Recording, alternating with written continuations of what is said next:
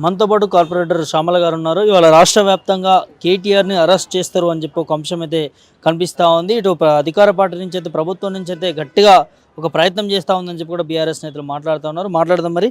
ఎట్లా చూస్తారు మేడం ఇవాళ రాష్ట్ర వ్యాప్తంగా కేటీఆర్ అరెస్ట్ అంటూ కూడా టీవీలలో ప్రజలలో కూడా వినిపిస్తున్న పరిస్థితి చూస్తా ఉన్నాం. ఇది ఏదైతే లఘుచర్ల రైతులకు సంబంధించిన సంఘటన గురించి ఏం చెప్తారు? అది ఒక్కరోజు కాదు కదండి. 11 మంత్స్ నుంచి వాళ్ళు టార్గెట్ చేసారు కేటీఆర్ గారిని, కేసీఆర్ గారిని జైల్లో ఎట్లా పెట్టాలా, ఏం చేయాలని చెప్పేసి వాళ్ళు ప్రభుత్వం ఏర్పాటు అయినప్పటి నుంచి ప్రజల సంక్షేమం గురించి కంటే బీఆర్ఎస్ పార్టీ నాయకులని, వాళ్ళ నాయకత్వాన్ని ఎట్లా దెబ్బతీయాలన్న ఉద్దేశంతో వాళ్ళందరూ కూడా ఈ ప్రభుత్వం నడిపిస్తుంది. సో ఇది కూడా దాంట్లో ఒక భాగమే డెఫినెట్గా. ఎందుకంటే ప్రజలు వాళ్ళకి ఇబ్బంది అవుతుందన్న ఉద్దేశంతో వాళ్ళ అంటే వాళ్ళని ప్రశ్నించిండ్రు, ఆపే ప్రయత్నం చేశారు. దాంట్లో కొన్ని ఇన్సిడెంట్స్ అయినాయి. దాన్ని మేము కూడా అంటే అధికారుల మీద జరిగిన జాడిని మేము కూడా వ్యతిరేకిస్తున్నాం. అట్లా జరగాల్సిన ఇన్సిడెంట్ కాదది. అయినా అట్లా జరిగింది కాబట్టి దాన్ని లీగల్గా పోలీస్ వాళ్ళు దాన్ని ఎంక్వైరీ చేసి దాని మీద యాక్షన్ తీసుకోవచ్చు. కానీ అన్యాయంగా బీఆర్ఎస్ పార్టీ మా నాయకులు ఉన్నారని చెప్పేసి దాంట్లో వీళ్ళని పెట్టాలని ప్రయత్నం చేస్తున్నారు. దాన్ని మేము వ్యతిరేకిస్తున్నాం.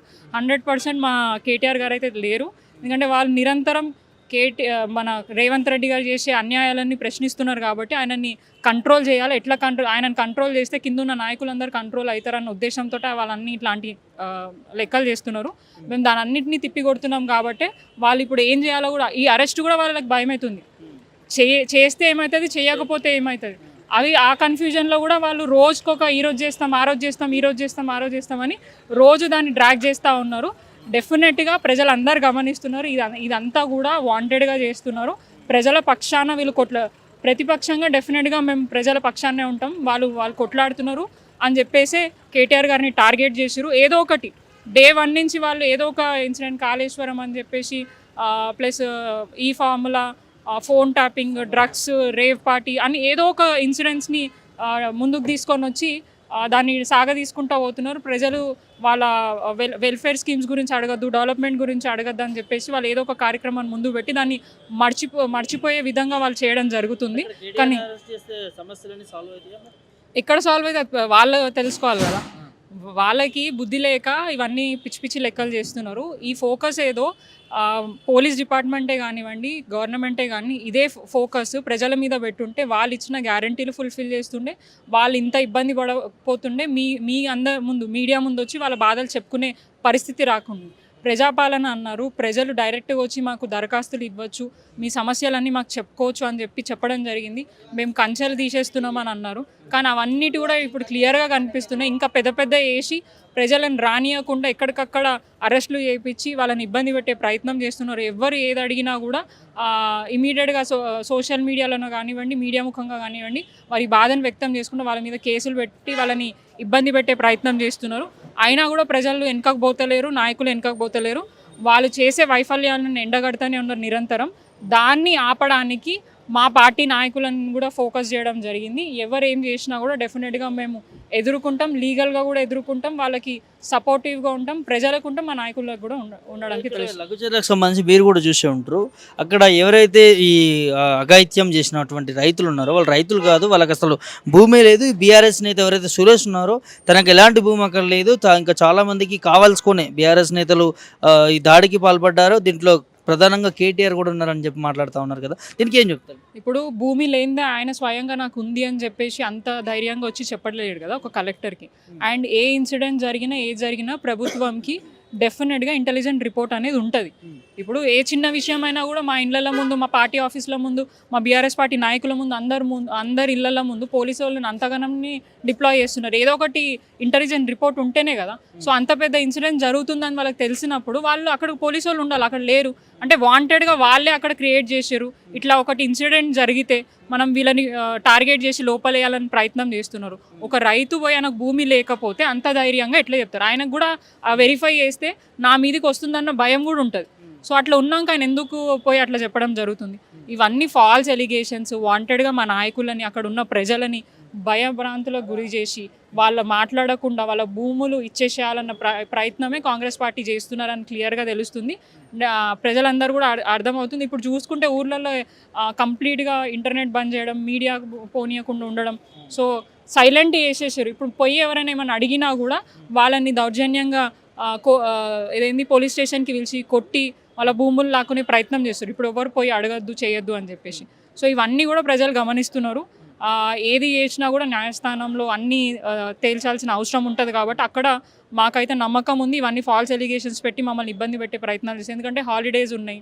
సో అవన్నిటిని దృష్టిలో పెట్టుకొని కొన్ని రోజులు కేటీఆర్ గారిని ఇబ్బంది పెట్టి ఇక మమ్మల్ని అందరినీ సైలెంట్ చేసే ప్రయత్నం చేస్తున్నారు. ఇదే కోణంలో అరెస్ట్ చేశారు.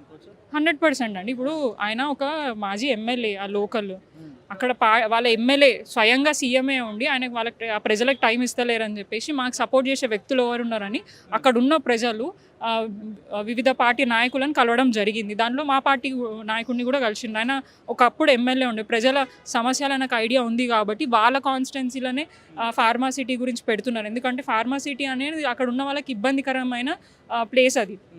సో అక్కడ పెట్టడం వ్యతిరేకిస్తున్నారు. ఆల్రెడీ బీఆర్ఎస్ పార్టీ ఒక దగ్గర మనకి ల్యాండ్ ఎక్వైజిషన్ తీసుకొని వాళ్ళకి అలాట్ చేయడం జరిగింది. ఇప్పుడు అది కాదని చెప్పేసి వాళ్ళ అల్లుడు కోసం అని చెప్పేసి వాళ్ళ ఊర్లో అట్లా చేస్తుంటే సో ప్రజలు ప్రశ్నిస్తారు. దానికి వాళ్ళకి సపోర్టివ్గా ఎవరు ఉన్నారో ఆ నాయకులకు అందరినీ అప్రోచ్ అయినారు. అట్లా అంటే వాళ్ళ సీఎం రేవంత్ రెడ్డి గారి ఆఫీసర్లకి ఫోన్ చేసి ఉండొచ్చు, మిగతా వ్యక్తులకు కూడా ఫోన్ చేశారు. వాళ్ళకి ఫోన్ చేస్తే ఇక వీళ్ళందరూ కలిసి చేసిరని అంటారా? కేవలం బీఆర్ఎస్ పార్టీ నాయకులను టార్గెట్ చేయడానికి, వాళ్ళని ఇబ్బంది పెట్టడానికి ఇవన్నీ చేస్తున్నారు. కంప్లీట్గా సీఎం రేవంత్ రెడ్డి గారి స్క్రిప్ట్ మేరకు ఇవన్నీ నడుస్తున్నాయి. ఎంత డ్యామేజ్ చేయాలన్నా కూడా మేమైతే దానికి తలొగ్గేది లేదు. డెఫినెట్గా వాళ్ళని ప్రశ్నిస్తాం. రేవంత్ రెడ్డి స్క్రిప్ట్ ఉందని అనుకుంటున్నారు. 100% ఉంది. ఆయన హోమ్ మినిస్టరు, ఆయన కాన్స్టిట్యున్సీ, ఆయనకు డ్యామేజ్ కావద్దు, డ్యామేజ్ కాకుండా ఎట్లా చేయాలి. సో ఆయన ఏ ఇన్స్ట్రక్షన్స్ ఇస్తే ఆ ఇన్స్ట్రక్షన్ మేరకు అధికారులు పనిచేస్తున్నారు. పోలీస్ డిపార్ట్మెంట్ అనేది ప్రజలకి రక్షణగా ఉండి వాళ్ళకి ఎటువంటి ఇబ్బంది కాకుండా చూడాలి. కానీ ఇంత ఇబ్బంది, వాళ్ళని దౌర్జన్యంగా పోలీస్ స్టేషన్ తీసుకుపోయి వాళ్ళని బెదిరించి వాళ్ళ భూములు లాక్కోవాలి, వాళ్ళ మీద కేసులు పెట్టి వాళ్ళని కొట్టి ఇట్లాంటివన్నీ చేస్తుంటే వాళ్ళు ఇంకెక్కడ చెప్పుకుంటారు? వాళ్ళే ఇంత అన్యాయంగా వాళ్ళని ఇబ్బంది పెట్టే ప్రయత్నం చేస్తుంటే ఖచ్చితంగా వాళ్ళకి సపోర్ట్ చేసే నాయకుల దగ్గరకు పోతారు. అట్లా మా నాయకుల దగ్గరకు వచ్చి మా సపోర్ట్ కోరిండ్రు. మా వాళ్ళు కూడా క్లియర్గా చెప్పారు, అవును మా పార్టీ నాయకుడే, ఆయన భూమి ఉంది, ఆయన పార్టీ నాయకుడు కాకుండా అక్కడ ఉన్న రైతుగా, ఆయన భూమి ఉన్న వ్యక్తిగా చూడండి, ఎందుకు అట్లా అని చెప్పేసి మేము కూడా మాట్లాడుతున్నాం. ఇప్పుడు అదే వ్యక్తి ఇన్ కేస్ రేవంత్ రెడ్డి గారి తమ్ముడుకో రేవంత్ రెడ్డి గారికి ఫోన్ చేసిండు, దాంట్లో కాల్ లిస్ట్లో ఉందని అనుకోండి, అట్లా రేవంత్ రెడ్డి గారు చేసిండని అనాలా? ఇక అట్లా అనలేకనే మా పార్టీ నాయకుల మీద వేసి ఇట్లా ఇబ్బంది పెట్టే ప్రయత్నం చేస్తున్నారు. ఖచ్చితంగా మేము దీన్ని వ్యతిరేకిస్తున్నాం. కస్టడీ రిమాండ్లో కూడా నరేందర్ రెడ్డి ఒకే మాట చెప్పినట్టు చెప్తా ఉన్నారు. ఏదైతే కేటీఆర్ ఇన్వాల్వ్మెంట్ ఉందన్నట్టు కూడా తనకి కాల్ చేసిన విషయాలు కూడా అన్ని కూడా ఇన్వెస్టిగేషన్లో చెప్పినట్టు తెలుస్తూ ఉంది. ఒకవేళ కేటీఆర్ అరెస్ట్ అయితే ఎట్లా ఉంటుంది? అంటే రిమాండ్ రిపోర్టు వాళ్ళకి ఏది వస్తే ఏది రాయాలనుకుంటే అది రాస్తారండి. డెఫినెట్గా ఆయనని ఇబ్బంది పెట్టో ఆయన ఏదో రకంగా ఆ రిమాండ్ రిపోర్టు తయారు చేసారు. బట్ కోర్టులో మాత్రం డెఫినెట్గా దానికి ప్రూఫ్స్ అనేది కావాలి కదా. సో వాళ్ళేమో కాల్ రికార్డ్స్ ఉన్నాయి అంటున్నారు, కాల్ డేటా ఉందని అంటున్నారు. తీయండి, ఎవరు ఏం మాట్లాడిరో, ఎవరు ఏం చేసిండ్రో. అంటే ఇప్పుడు కాల్ రికార్డింగ్ డేటా అవన్నీ అని అంటున్నారు, మరి ఫోన్ ట్యాపింగ్ గురించి ఇంతగానం ఇష్యూ చేస్తున్నారా? అంటే వీళ్ళు కూడా ఫోన్ ట్యాపింగ్ చేస్తున్నారా? ఎవరు ఏం జరుగుతున్నాయి ఏంటిది అనేది వీళ్ళు కూడా ఎంకరేజ్ చేస్తున్నారా? సో అట్లా మేము అనుకోవాలా? సో ఇవన్నీ డ్రామాలు, ఇవన్నీ కథలు, ఇబ్బంది పెట్టాలా, డ్యామేజ్ చేయాలా, ఎన్నో రోజుల నుంచి కేటీఆర్ గారిని ఇమేజ్ని డ్యామేజ్ చేయాలా, బీఆర్ఎస్ పార్టీ సోషల్ మీడియా వారియర్స్ని కానివ్వండి, నాయకులు కానివ్వండి, ప్రజలలో పోయి వీళ్ళ మంచి పేరు తెచ్చుకుంటున్నారు, మాకు ఇబ్బంది అవుతుంది, కాంగ్రెస్ పార్టీని డ్యామేజ్ చేసే ప్రయత్నం చేస్తున్నారు. కాబట్టి ఇవన్నీ చర్యలకు పాల్పడి వాళ్ళని అంటే కామ్ చేయాలన్న ఉద్దేశంతో చేస్తున్నారు. ఒక్కవేళ అరెస్ట్ చేస్తే మాత్రం మేము ఊరుకునే పరిస్థితి లేదు. లీగల్గా ఫైట్ చేస్తాం, ధర్నాలు చేయడానికి ఊరుకోము, ఇంకెక్కడికైనా వెళ్ళడానికి రెడీగా ఉంటాం. ప్రజలు గమనిస్తారు, నేను చెప్పాల్సిన అవసరం లేదు. ప్రజలందరికీ తెలుసు రాష్ట్రంలో ఏం జరుగుతుందో. గత 11 months నుంచి ప్రభుత్వం ఏర్పాటు అయినప్పటి నుంచి వాళ్ళ గ్యారంటీలు ఎక్కడికి పోయినాయి, ప్రజల మీద వాళ్ళ దృష్టి ఎక్కడ ఉంది, ఏం జరుగుతుంది అనేది ప్రజలందరూ క్లియర్గా మీ మీడియా ముఖంగానే ప్రతి ఒక్కటి వారికి తెలుస్తుంది. అండ్ లైవ్గా కూడా గ్రౌండ్లో కూడా తెలుస్తుంది. అసలు డెవలప్మెంట్ ఏం లేదు, 6 గ్యారంటీలు అన్నారు, దాని గురించి ఏం ముచ్చటలేదు. రాష్ట్రంలో ఏం జరుగుతుందంటే కక్షపూరిత రాజకీయాలు, ఒక పార్టీని ఫోకస్ చేసి వాళ్ళని డ్యామేజ్ చేయాలా, వాళ్ళని ఇబ్బంది పెట్టాలా, అదే రకంగా వాళ్ళకు అవసరమయ్యే పనులు మాత్రమే చేస్తున్నారు. ఇప్పుడు హైడ్రా కానివ్వండి, 4th సిటీ కానివ్వండి, ఫార్మా సిటీయే కానివ్వండి, ఇవన్నీ కూడా వాళ్ళకి అవసరం వచ్చే విషయాలు, వాళ్ళకి ఇన్కమ్ వచ్చే సోర్స్. సో ఇవన్నిటినీ కూడా ఇవన్నీ చేస్తూ ప్రజలను ఇబ్బంది పెట్టి వాళ్ళ నోర్లు మూపిచ్చేసి వాళ్ళకి కావాల్సినవన్నీ, ఎందుకంటే ఎప్పుడు ఉంటారో ఎప్పుడు పోతారో వాళ్ళకే తెలియదు. సీఎం రేవంత్ రెడ్డి గారి సీటు గ్యారంటీ ఆయనకు తెలియదు. సో ఉన్నప్పుడే అన్నీ చదువుకోవాలా, అదే పని చేస్తున్నాడు ఆయన. సో ఇంత ఘోరంగా ఆయన ఆలోచించి ప్రజల ని ఇబ్బంది పెట్టి చేస్తున్నాడు అని అంటేనే అర్థమైపోతుంది. ఇక నెక్స్ట్ టైం రాము, ఇక ఉన్నన్ని రోజులే మనం ఏమున్నా కూడా చేసుకొని పోవాలన్న ఆలోచనతోనే ఇట్లాంటి చర్యలకు పోతున్నాడని నేను అనుకుంటున్నాను.